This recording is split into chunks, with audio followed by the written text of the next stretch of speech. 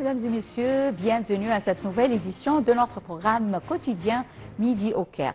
Et commençons cette édition d'aujourd'hui, du lundi 18 novembre 2024, avec le président Abdel Fattah el-Sisi qui participe aujourd'hui à Rio de Janeiro, au Brésil, au sommet du G20, au cours duquel il doit prononcer un discours de circonstance et de nombreuses allocutions lors des séances du dit sommet.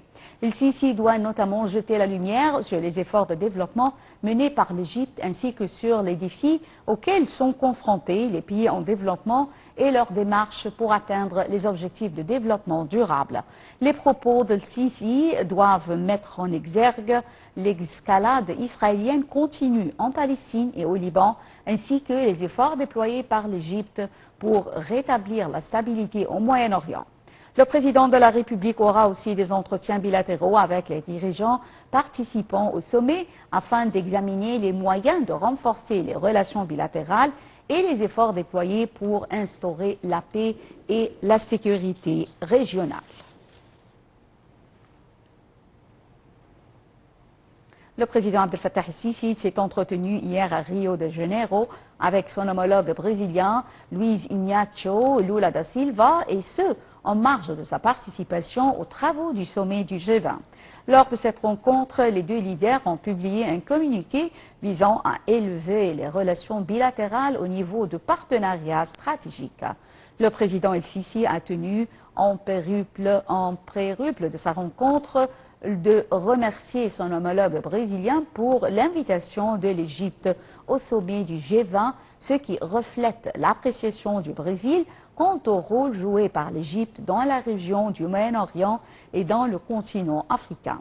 À cet égard, les deux leaders ont signé un communiqué conjoint portant sur l'augmentation du volume des relations à un niveau de partenariat stratégique. Le président el-Sisi a en outre salué l'organisation exceptionnelle du sommet sur les volets des procédures opérationnelles et du choix des thèmes de discussion. Pour sa part, le président brésilien a valorisé la participation active de l'Égypte dans les réunions du groupe qui se sont tenues tout au long de l'année et qui intervient pour soutenir les besoins et les priorités des pays en développement. Les deux leaders ont débattu les conditions régionales et notamment les efforts déployés par l'Égypte pour restaurer la stabilité au Moyen-Orient et appliquer un cessez-le-feu dans le secteur de Gaza et au Liban. Le président Abdel Fattah el-Sisi s'est rendu hier à Rio de Janeiro, la capitale brésilienne, pour participer au sommet des groupes de 20 qui se tient le 18 et le 19 novembre courant. Le président el-Sisi participe au sommet à l'invitation de son homologue brésilien Lula da Silva, dont son pays préside cette année le sommet. Plus de détails dans ce compte rendu. Le président Abdel Fattah el-Sisi est arrivé hier à Rio de Janeiro, au Brésil, pour participer au sommet du G20 qui se déroule les 18 et 19 novembre. Le président el-Sisi participe à ce sommet sur l'invitation que le président brésilien Lula da Silva lui avait adressée, et de noter que c'est la 4e fois que l'Égypte participe au sommet du G20, ce qui reflète l'appréciation croissante quant au rôle axial de l'Égypte sur le plan régional et son poids sur le plan international. C'est ce qu'a déclaré le porte-parole de la présidence de la République. Le sommet du G20 portera sur un certain nombre de questions prioritaires pour les pays en développement, en particulier l'inclusion sociale et la lutte contre la pauvreté et la faim, la réforme des institutions de gouvernance mondiale et la transformation énergétique dans le cadre du développement durable. Le président el-Sisi devrait prononcer un discours de circonstance et de nombreuses allocutions lors des séances de 10 sommets, faisant notamment la lumière sur les efforts du développement menés par le Caire, ainsi que sur les défis auxquels sont confrontés les pays en développement et leurs démarches pour atteindre les objectifs de développement durable, surtout à la lumière des mutations internationales en cours au niveau politique et économique. Le discours du président abordera également la vision de l'Égypte concernant la priorité de la solidarité et du renforcement de la coopération pour faire face à ces défis. Les propos de M. el-Sisi devraient mettre en exergue la situation régionale et la crise à laquelle elle est confrontée, au vu de l'instabilité due à l'escalade israélienne continue en Palestine et au Liban, ainsi que les efforts égyptiens pour rétablir la stabilité au Moyen-Orient. Le président de la République devrait aussi avoir des rencontres bilatérales avec les dirigeants du monde en marge du sommet du G20 afin d'examiner les moyens susceptibles de renforcer les relations bilatérales, les mécanismes permettant de promouvoir la coopération internationale en vue d'atteindre les ODD, ainsi que les efforts visant à instaurer la paix et la sécurité régionale afin de répondre aux aspirations de population, à la prospérité et au développement. Le Dr Mostafa Madbouli a inauguré hier au nom du président Abdel Fattah el-Sisi la 28e édition de l'exposition internationale du Caire sur les technologies de la télécommunication et de l'information TIC 2024 qui se tient jusqu'au 20 novembre au Centre international des expositions d'Égypte. Le Premier ministre Mostafa Madbouli a effectué une tournée d'inspection dans les différents pavillons du salon et a visité le pavillon du ministère des Télécommunications et des Technologies de l'Information. Plus de détails dans ce compte rendu. Le Premier ministre Mostafa Madbouli a inauguré hier, au nom du président Abdel Fattah el-Sisi, le 28e Salon international des technologies au Moyen-Orient et en Afrique, Cairo ICT 24. À la suite de l'inauguration, M. Madbouli a inspecté le pavillon du ministère des Télécommunications et des Technologies de l'Information, ainsi que le pavillon de l'Autorité nationale de régulation des télécommunications. Le chef du gouvernement a également visité le pavillon de l'Autorité nationale de la Poste, où il s'est informé de ce qu'a réalisé l'autorité dans son processus de transformation numérique et d'inclusion financière afin d'améliorer le niveau de service présenté aux citoyens. Mostafa Madbouli a par ailleurs inspecté le pavillon de l'initiative présidentielle « Nouveau début pour la construction de l'homme ». Il a indiqué que l'initiative vise à intensifier le travail des services gouvernementaux afin d'améliorer les indices du développement humain. Au cours des activités du 28e Salon international des technologies au Moyen-Orient et en Afrique, le ministre des Télécommunications et des Technologies de l'Information, Amr Talat, a expliqué que l'Égypte a lancé plusieurs projets de transformation numérique, comme la plateforme Digital Egypt, où sont déjà inscrits quelques 8 millions de citoyens et qui présentent des services gouvernementaux.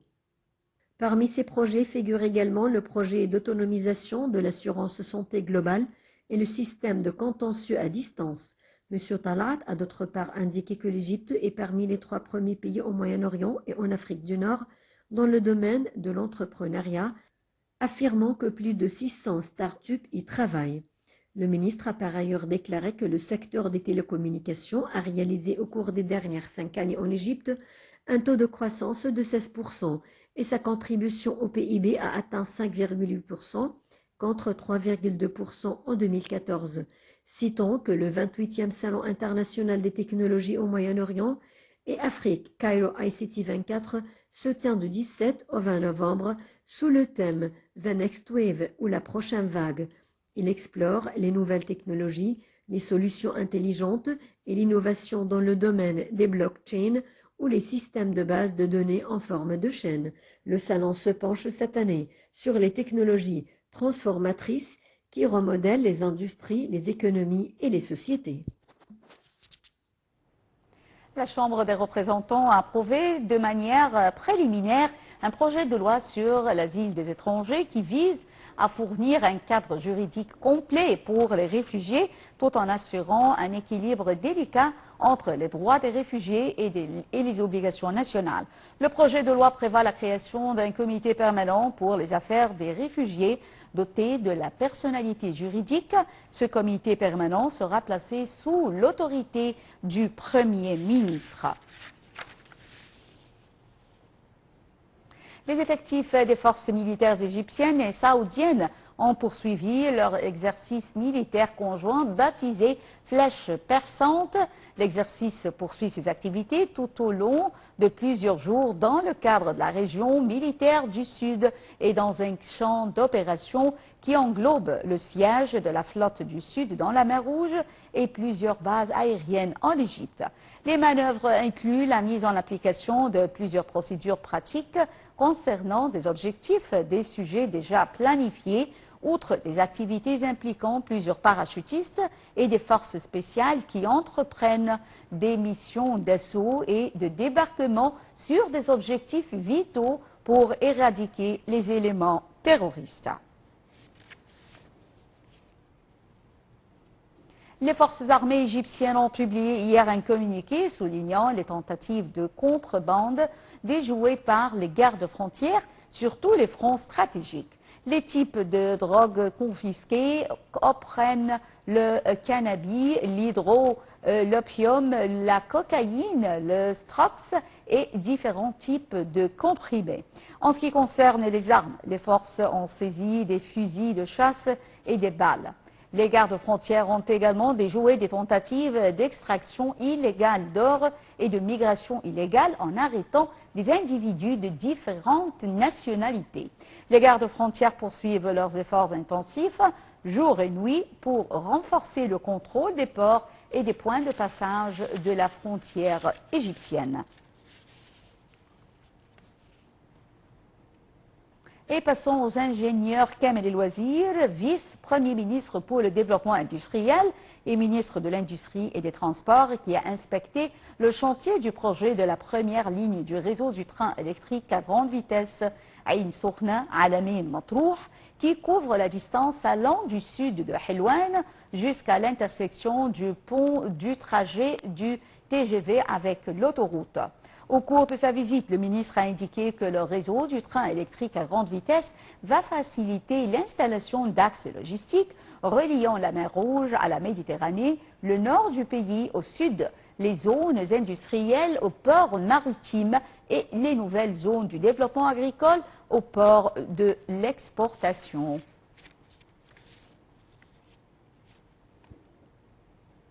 Et passons au tourisme. Alors, le ministre du Tourisme et des Antiquités a démenti toute démolition d'une des pierres de la pyramide de Khéops.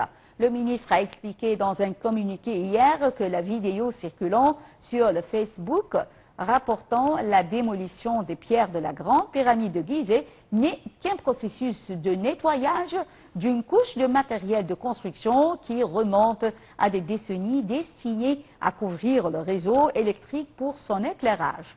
Le Conseil suprême des Antiquités possède actuellement à ce processus de nettoyage et de modernisation du réseau électrique sans porter atteinte à la pyramide même ou à ses pierres authentiques, indique-t-on de même source. Le ministère a affirmé son strict respect de son rôle de préserver l'héritage antique et civilisationnel de l'Égypte, appelant les internautes à plus de précision en rapportant toute information qui pourrait semer la confusion dans la société. Mesdames et messieurs, fin de cette édition de notre programme quotidien Midi au Caire. Merci pour votre fidélité à Nile TV International. Bonne journée et au revoir.